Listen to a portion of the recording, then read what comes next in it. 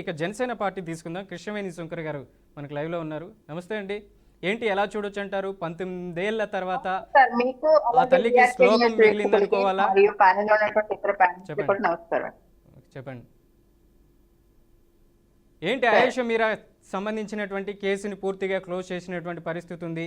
ఆ తల్లి కూడా కన్నీటి పర్యతమైంది. దాదాపుగా ఒక ఇవాళ ఆ తల్లికి సంబంధించినటువంటి కూతురి సంబంధించినటువంటి అవశేషాలు ఖననం చేసేటప్పుడు ఆ తల్లి భావోద్వేగంగా తల్లిదండ్రులు ఇద్దరు మాట్లాడారు. ఏదైతే కర్నూలులో చంద్రబాబు నాయుడిని రిమాండ్కి తరలించినప్పుడు నా సంబంధించినటువంటి కూతురు విషయంలో నిందితుల్ని ఎందుకు రిమాండ్కి తరలించలేదు అని ఒక క్వశ్చన్ హైలైట్ చేస్తున్నటువంటి పరిస్థితి ఉంది. ఆ తల్లిదండ్రులు న్యాయం జరగలేదనేసి ఏం చెప్తారు? కూటమిలో మీరు కూడా భాగస్వామ్యంగా ఉన్నారు. సార్, కోర్టు ఇచ్చినటువంటి తీర్పుకి కూటమికి ముడిపెట్టి మాట్లాడడం అనేది అది రాజకీయ తల్లిగా, అంటే ఇద్దరు ఆడబిడ్డల తల్లిగా నేను చెప్తూ ఉన్నాను. ఎందుకంటే ప్రతి ఆడబిడ్డకి రక్షణ కావాలి. అంటే అయేషా మీరా తల్లి గారు ఒక్కరే కాదు సార్, భావోద్వేగానికి గురైంది. వాళ్ళ మహిళలు చాలా మంది భావోద్వేగానికి గురయ్యారు. ఎందుకంటే ఒక ఆడపిల్లకి నిర్దాక్షిణ్యంగా అన్యాయం జరుగుతుంది, న్యాయం సమాధి అయిపోతుంది అన్నటువంటి తరుణంలో ప్రతి ఒక్కరూ సరే ఈరోజు భావోద్వేగానికి గురైనటువంటి పరిస్థితి. అంటే అయేషా మీరా తల్లి గారు ఒక మాట మాట్లాడడం జరిగింది. అంటే నేను మైనార్టీ కాబట్ట నాకు న్యాయం జరగలేదు అని.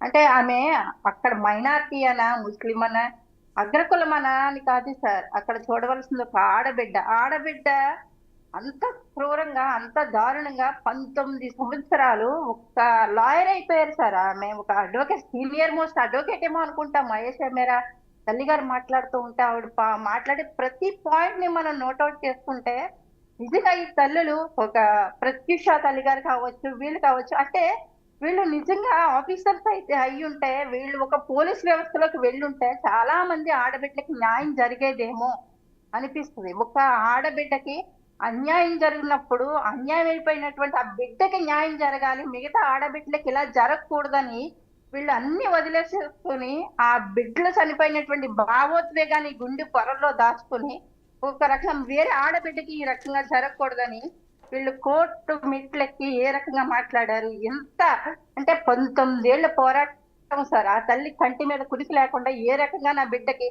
న్యాయం చేయగలను, ఏ రకంగా నా బిడ్డకి ఆత్మశాంతి కలిగించగలనని అలాంటి తల్లిల పోరాటం ఈ రోజు ఓడిపోయిందంటే నిజంగా సమాజంలో మన చట్టాలు కానీ మన న్యాయ వ్యవస్థ కానీ సిగ్గుపడాల్సినటువంటి అవసరం ఉంది.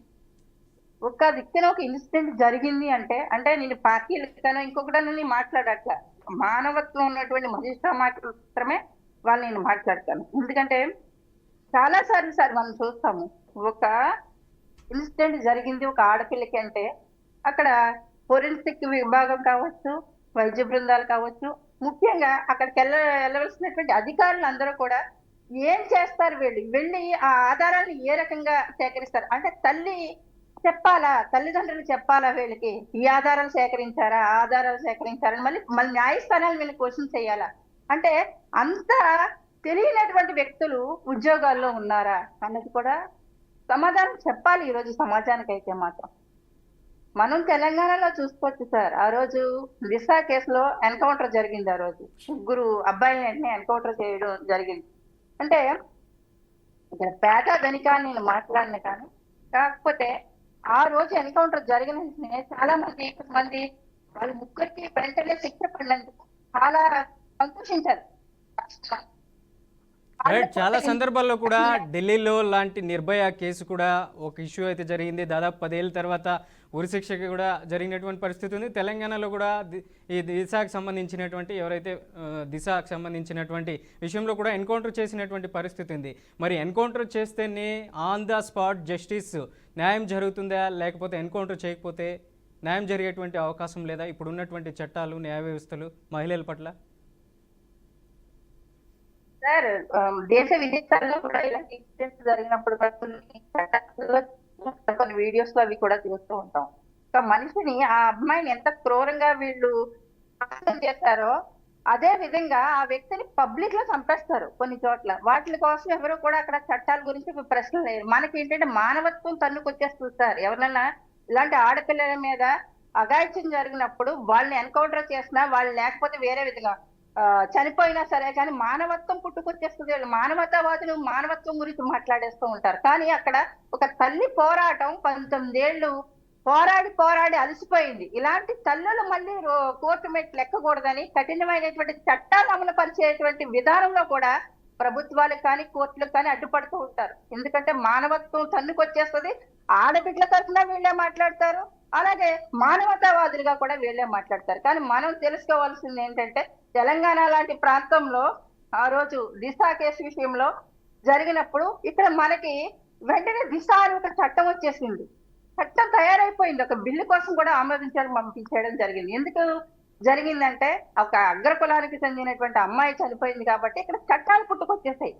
ఇదే మైనార్టీకి సంబంధించినటువంటి ఈ బిడ్డ చనిపోయినప్పుడు రాజశేఖర్ రెడ్డి గారి హయాంలో చనిపోయింది ఈ అమ్మాయి. ఎందుకు నిజాలు సమాధి అయిపోయింది? అది ప్రజలకు సమాధానం చెప్పాలి. అంటే చట్టాలు చేసినప్పుడు పేపర్ మీద చట్టాలు చేసి వదిలేయడం కాదు, ఇంప్లిమెంటేషన్ లో ఎందుకు ఏ చట్టం కూడా ముందుకు వెళ్ళట్లేదు ఆడపిల్లల విషయంలో. అయ్యసా మీరా కేసు విషయంలో ఈ రోజు భావోద్వేగానికి ప్రతి తల్లి బాధపడుతుంది, ప్రతి తండ్రి బాధపడుతూ ఉన్నారు. కానీ మానవత్వం పేరుతో అలాగే మన తునిలో ఒక ఘటన జరిగింది సార్. చిన్న పిల్లని స్కూల్లో చదువుకుంటున్న పిల్లని ఆ తాత వయసు అయ్యేవాడు ఏ రకంగా ప్రవర్తించాడో చూసాం. వాడు నీటిలో పడిపోయి చనిపోయాడు. మొన్న రీసెంట్ గా ఇంకొకటి కూడా అలాగే చనిపోయాడు. చనిపోయినప్పుడు వాళ్ళు ఎవరైతే నిందితులు చనిపోతున్నారో ఆ బిడ్డకి వెంటనే స్పాట్ లో భగవంతుడు న్యాయం చేశాడు. చేసినప్పుడు కూడా దాన్ని సమర్థించరు. ఒకరికి ఇలా జరిగితే ఇంకో 10 మంది భయపడి ఒక రకంగా చెప్పాలంటే వెనక్కి తగ్గి ఆడపిల్లల జోలికి వెళ్ళడం మానేస్తారని కొన్నిసార్లు శిక్షలు కఠినంగా ఉండొచ్చు. వాళ్ళంతా వాళ్ళే ఇక్కడి నుంచి కూటమి ప్రభుత్వం పగడ్బందీగా పనిచేస్తుంది కాబట్టి, ప్రజల కోసం పనిచేస్తుంది కాబట్టి దీని నుంచి తప్పించుకోలేమని వాళ్ళు చనిపోయినటువంటి పరిస్థితులు కూడా చూస్తూ ఉన్నాం. కానీ అదే వ్యక్తులు మళ్ళీ చెప్తారు సార్, అటువంటి ఆ నిందితుల తరపున వ్యక్తులు వెళ్ళట కేసులు వేస్తారట. రేపు పొద్దుట ప్రభుత్వం దిగిపోయిన తర్వాత కేసులు వేస్తారట ప్రభుత్వం మీద. అంటే ప్రభుత్వం ఒక కఠినంగా ఒక దుర్మార్గుల్ని ప్రభుత్వం శిక్షించలే, వాళ్ళే శిక్షించుకుని చనిపోతే కూడా ప్రభుత్వం మీద కేసులు వేస్తారు, హోంమంత్రి మీద కేసులు వేస్తామని బెదిరిస్తున్నటువంటి పరిస్థితి. వీళ్ళు ఆడబిడ్డల కోసం లేకపోతే న్యాయ వ్యవస్థ కోసం వీళ్ళకి మాట్లాడేటువంటి హక్కు ఎక్కడ ఉంది సార్? ఇదే అయేషా మీరా కేసు విషయంలో చూస్తే ఆ రోజు చూసాం, మైనార్టీ కాబట్టి అన్యాయం జరిగిందా? 19 ఏళ్ళు పోరాటం చేసినా సరే కానీ ఆనవాళ్ళు తుడిచేస్తారు. ఒక బిడ్డ అక్కడ హాస్టల్లో ఉంటే వార్డెన్ని విచారించలేదు, స్నేహితుల్ని విచారించలేదు. ఈ అమ్మాయి ప్రతిదీ క్వశ్చన్స్ చేసేదట. అన్యాయం క్వశ్చన్స్ చేస్తే ఎవరికి టార్గెట్ అయిందో తెలియదు. ఆ మేము కూడా టార్గెట్ అవుతామో ఆడబిడ్డలు నోరు తిప్పకుండా ఆగిపోయినటువంటి పరిస్థితి అయి ఉండొచ్చు.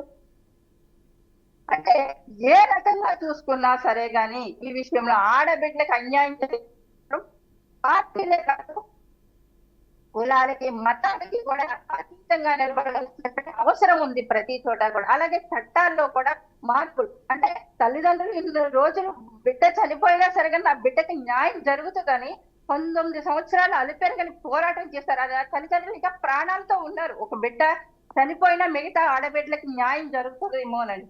అలా కాకుండా ఆ కేసుని సిటీ విచారణ పనిచేయలేదు, సిబిఐ విచారణ పనిచేయలేదు.